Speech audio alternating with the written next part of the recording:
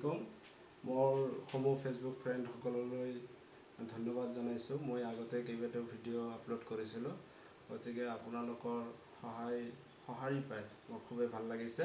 আজি এটি নতুন ভিডিঅ' লৈ মই উপস্থিত হৈছোঁ। আজি মই আমাৰ পৃথিৱী সম্পৰ্কে কিছু কথা ক'ম।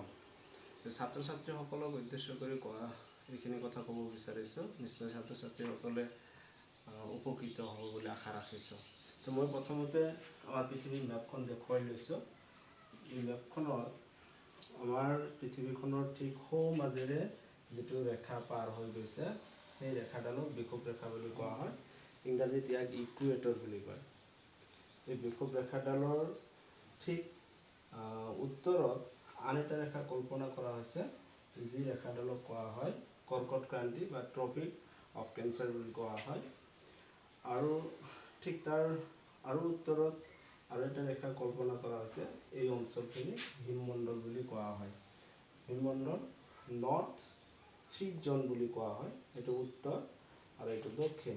ঠিক বিষুৱ ৰেখাৰ তলত এটি ৰেখা কল্পনা কৰা হৈছে, এই ৰেখাডালক কোৱা হয় মকৰ ক্ৰান্তি বা ট্ৰপিক অফ কপ্ৰিকাম বুলি কোৱা হয়। আৰু ইয়াতে আৰু এটা ৰেখা কল্পনা কৰা হৈছে, যি ৰেখাডালক সাউথ ফ্ৰিজ জ'ন বা হিমমণ্ডল বুলি কোৱা হয়। এতিয়া মষ্ট ইম্পৰ্টেণ্ট এটা কথা যে আমাৰ ভাৰতবৰ্ষখন ক'ত আছে। এতিয়া এই কৰ্কট ক্ৰান্তি আৰু মকৰ ক্ৰান্তি এই দুটা ৰেখাৰ মাজত যিখিনি ঠাই আছে, যিখিনি এৰিয়া আছে, সেই এৰিয়াখিনি গ্ৰীষ্মমণ্ডল বা টৰিড জ'ন বুলি কোৱা হয়। এই অঞ্চলখিনিত খুবেই গৰম বেছি। আৰু এই তিনিওটা ৰেখাৰ মাজত যিমানখিনি ঠাই আছে, ইয়াতে সূৰ্যৰ ৰশ্মি লম্বভাৱে পৰে, চিধাভাৱে 90 ডিগ্ৰীকৈ লম্বভাৱে পৰে, যাৰ কাৰণে এই অঞ্চলখিনিত খুবেই গৰম বেছি হয়। আমাৰ ভাৰতবৰ্ষখন এই অঞ্চলত আছে। এইটো আমাৰ ভাৰতবৰ্ষ। এই ভাৰতবৰ্ষৰ এইখিনি আমাৰ অসম। এতিয়া ইয়াতে কি হৈছে যে এই টৰিড জ'ন যে আছে, বিষুৱ ৰেখা ইকুৱেটৰ, ইয়াৰ পৰা যিমানেই উত্তৰলৈ আমি গুচি যাম, সিমানেই ঠাণ্ডাটো বেছি হ'ব, গৰম কমি যায়। আৰু এই টৰিড জ'নৰ পৰা যিমানেই দক্ষিণলৈ গুচি যাম, সিমানেই ঠাণ্ডা বেছি হয়, গৰমটো কমি আহে। সেইকাৰণে আমাৰ ভাৰতবৰ্ষৰ জম্মু আৰু কাশ্মীৰ, এই জম্মু কাশ্মীৰ এই অঞ্চলটো আমাৰ কৰ্কট ক্ৰান্তিৰ ঠিক ওপৰত এইখিনি অঞ্চলত পৰিছে, যাৰ কাৰণে এই অঞ্চলত খুবেই ঠাণ্ডা বেছি হয় আৰু ইয়াতে বৰফ পৰে। ঠিক হিমাচল প্ৰদেশ আছে ইয়াতে। এই যে কৰ্কট ক্ৰান্তিৰ ওপৰত যিখিনি অঞ্চল আছে, সেইখিনি অঞ্চল অলপ ঠাণ্ডা হয়। আৰু বাকী কৰ্কট ক্ৰান্তিৰ তলৰ যিখিনি অঞ্চল আছে, সেই অঞ্চলবিলাকত কি হয়, ৰাজ্য আছে, এই ৰাজ্যবিলাকত কি হয়, গৰমটো অলপ বেছি হয়। আৰু আমি আছোঁ ঠিক এইখিনি অঞ্চলত, আমাৰ অসমৰ ঠিক এইখিনি অঞ্চল গোৱালপাৰা, আমি এইখিনিত আছোঁ। আমাৰ অসমত সেইকাৰণে কি হয়, গৰমো অতি বেছি নহয় আৰু ঠাণ্ডা অতি বেছি নহয়। আমি নাতিশীতোষ্ণ অঞ্চলতে আছোঁ। যদিও আমি ইয়াতে যিমানখিনি গৰম সহ্য কৰিব পৰা নাই, এইখিনিকে আমি নাতিশীতোষ্ণ অঞ্চলৰ গৰম বুলি কোৱা হৈছে। আৰু এটা মষ্ট ইম্পৰ্টেণ্ট বিষয় আপোনালোকে জানি আচৰিত হ'ব যে এই যে পৃথিৱীৰ উত্তৰ, ছাত্ৰ ছাত্ৰীসকলে সদায় মনত ৰাখিব, উত্তৰ সদায় ওপৰত।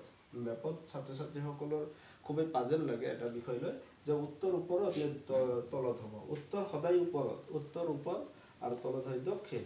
আমাৰ পৃথিৱীত বৰ্তমান নিয়াৰেষ্ট 800 কোটি মানুহ আছে। 800 কোটি মানুহ নিয়াৰেষ্ট আছে। তাৰে প্ৰায় 90% মানুহ এই বিষুৱ ৰেখাৰ পৰা ওপৰত, যিটো উত্তৰ গোলাৰ্ধ বুলি কোৱা হয়, উত্তৰ গোলাৰ্ধ,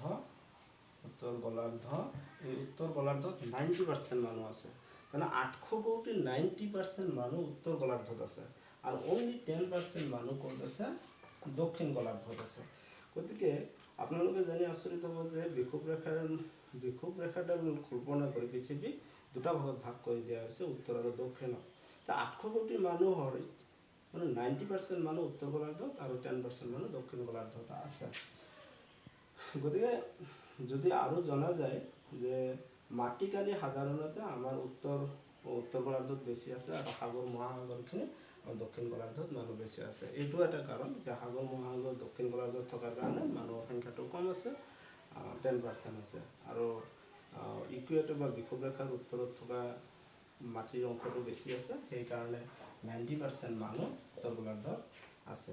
ইয়াৰ পিছত মই আন এটি ভিডিঅ' লৈ আহিম যে কৰ্কটক্ৰান্তি, মকৰক্ৰান্তি বা বিষুৱ ৰেখা, দ্ৰাঘিমা ৰেখা এইখিনি ছাত্ৰ ছাত্ৰীসকলে খুবেই টান পায়।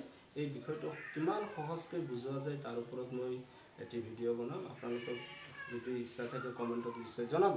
আৰু এইটো বিষয় কৈ মই সমাপ্ত কৰিছোঁ যে হিমমণ্ডল যিটো আছে নৰ্থ ফ্ৰিজ জ'ন আৰু এই চাউথ ফ্ৰিজ জ'ন, ইয়াতে সাধাৰণতে ঠাণ্ডা বেছি হয়, 6 মাহলৈকে ৰাতি হৈ থাকে, 6 মাহলৈকে দিন হৈ থাকে বা সূৰ্য পোহৰ খুব হেলনীয়াভাৱে পৰে, স্লেণ্টিং লাইন বুলি কোৱা হয়, স্লেণ্টিং লাইনতহে পৰে। গতিকে এই অঞ্চলখিনিত জানি আচৰিত হ'ব যে 4 কিলোমিটাৰ পৰ্যন্ত ডাঠ বৰফ আছে এই অঞ্চলবোৰত। তথাপি এই অঞ্চলবোৰত কিছুমান প্ৰাণী পোৱা যায়, যে ডাঙৰ ডাঙৰ যিবিলাক তিমি মাছ আছে, হোৱাইল, পেংগুইন আৰু কিছুমান তেনেকুৱা কুকুৰো এনেকুৱা অঞ্চলত আছে যিবিলাকে অতিপাত ঠাণ্ডাত 60 পৰা -60 পৰা 90 ডিগ্ৰী -90 হ'লেও সেই প্ৰাণীসমূহ এই অঞ্চলবিলাকত ছাৰ্ভে কৰিব পাৰে বা জীয়াই থাকিব পাৰে। তো বন্ধুসকল ধন্যবাদ। আগন্তুক যদি দ্ৰাঘিমা ৰেখা, বিষুৱ ৰেখা, অক্ষৰেখা এইখিনিলৈকে ভিডিঅ' বনাম বুলি ভাবিছোঁ। আপোনালোকে নিশ্চয় কমেণ্টত জনাব। থেংক ইউ, ধন্যবাদ।